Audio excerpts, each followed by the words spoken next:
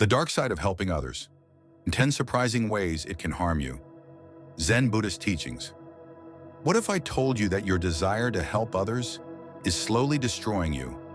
That the very thing you think makes you a good person might be the reason you're suffering. The Buddha warned about this 2,500 years ago, but nobody talks about it. Today we're diving into the shadow side of helping others that could be silently sabotaging your life. If you've ever felt drained, resentful, or taken advantage of after helping someone, this video will change everything. I'm going to share 10 surprising ways that helping others can actually harm you, straight from ancient Zen and Buddhist teachings. But first, let me be clear.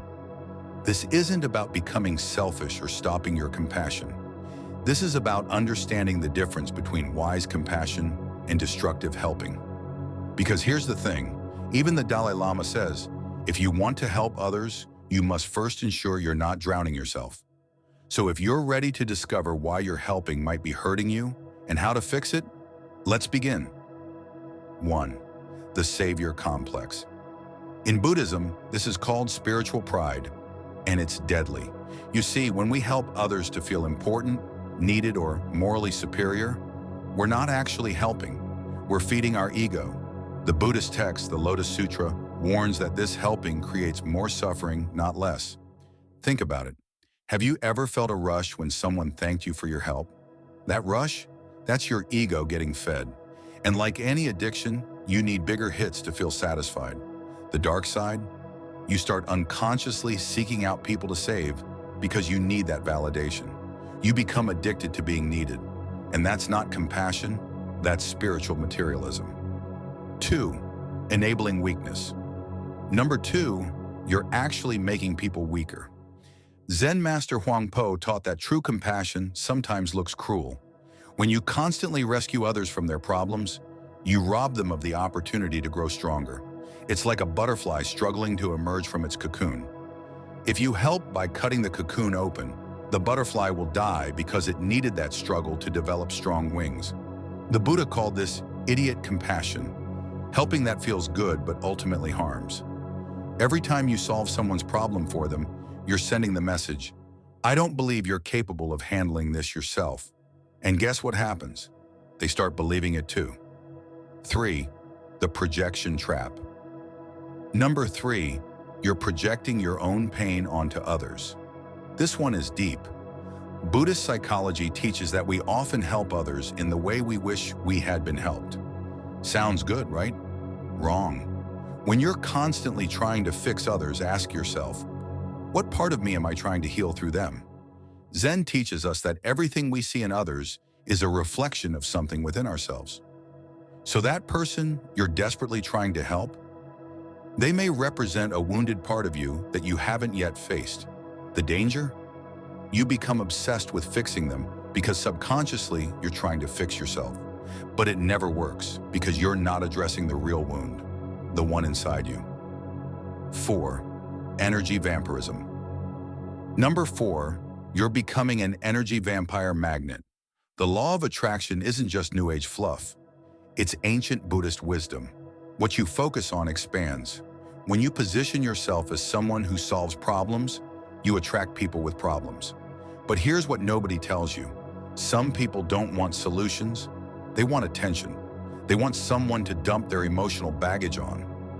In Buddhism, these are called hungry ghosts, beings with enormous appetites that can never be satisfied. The more you feed them, the hungrier they become. And soon your entire social circle consists of people who only contact you when they need something. You've trained people to see you as a resource, not a person. 5. The resentment buildup. Number 5, you're building a resentment time bomb. Buddhist teachings emphasize that suppressed emotions always find a way out.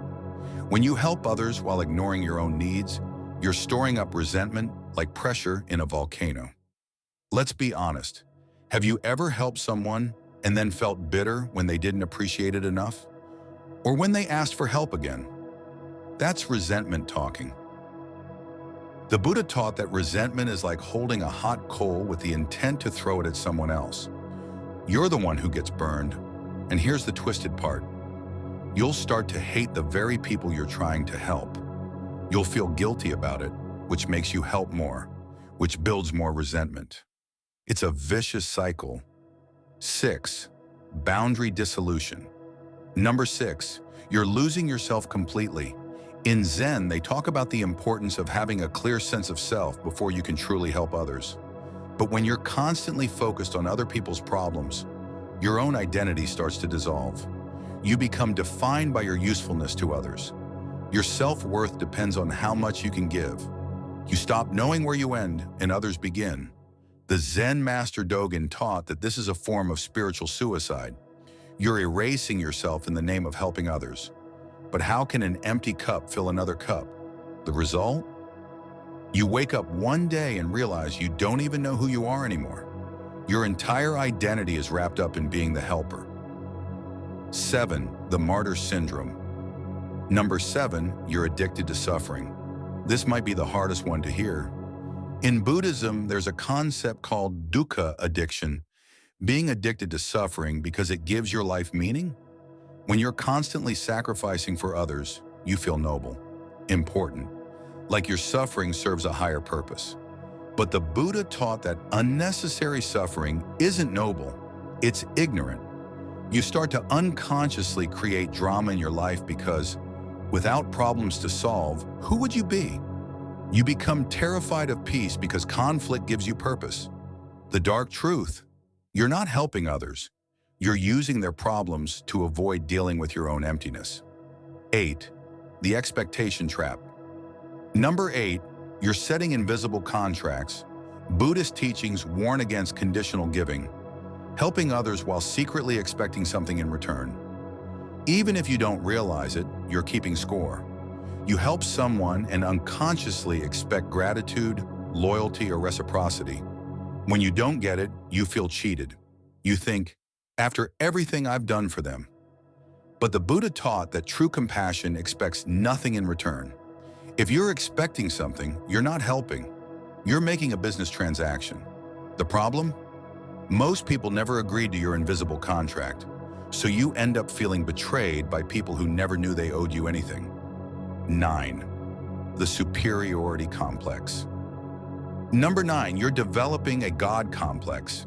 When you're always the one solving problems, you start to believe you're superior to those you help.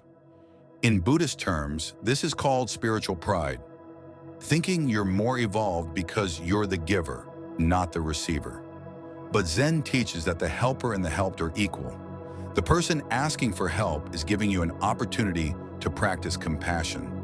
They're actually helping you grow spiritually. The moment you think you're above needing help, you've fallen into the ego trap. You start to look down on people who struggle with things you've mastered. You lose empathy because you forget that everyone is fighting battles you know nothing about. 10. The avoidance mechanism. Number 10, you're running from yourself. This is the deepest one. Buddhist psychology teaches that we often busy ourselves with other people's problems to avoid facing our own inner work. It's easier to fix someone else's relationship than to look at why yours isn't working. It's simpler to help someone find their purpose than to discover your own. You become a master at solving everyone's problems except the ones in the mirror. The Buddha called this spiritual bypassing, using spiritual practices or good deeds to avoid doing the real work of self-examination. But here's the truth. Until you face your own shadows, your help will always be contaminated by your unresolved issues. The solution. So what's the solution? How do you help others without harming yourself? The Buddha gave us the answer. Put on your own oxygen mask first. Number 1. Develop what Buddhists call fierce compassion. Sometimes the most loving thing you can do is say no. Set boundaries not to be mean, but to preserve your capacity for genuine help. Number 2. Practice non-attachment to outcomes. Help because it's the right thing to do, not because you need a specific result. Give without keeping score. Number 3. Fill your own cup first. In Zen, they say you cannot pour from an empty vessel. Take care of your own physical, emotional, and spiritual needs so you can help from abundance, not scarcity. Number 4. Help others become self-sufficient, not dependent. Teach them to fish instead of giving them fish. True compassion empowers others. It doesn't create dependence. Number 5, examine your motives. Before you help, ask yourself, am I doing this to serve them or to serve my ego? Am I helping them grow or keeping them small so I feel needed? The goal isn't to stop helping others.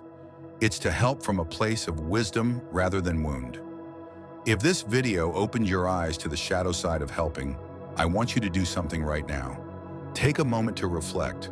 Which of these 10 patterns do you recognize in yourself? Be honest. No judgment. Awareness is the first step to freedom, and if you found value in this ancient wisdom applied to modern life, make sure to subscribe for more content that bridges Eastern philosophy with practical life skills. Drop a comment below sharing which pattern resonated most with you. I read every single one. Remember, true compassion starts with compassion for yourself. And if you want to dive deeper into Buddhist psychology and how it can transform your relationships, check out this video on why Buddhism says most love is actually attachment.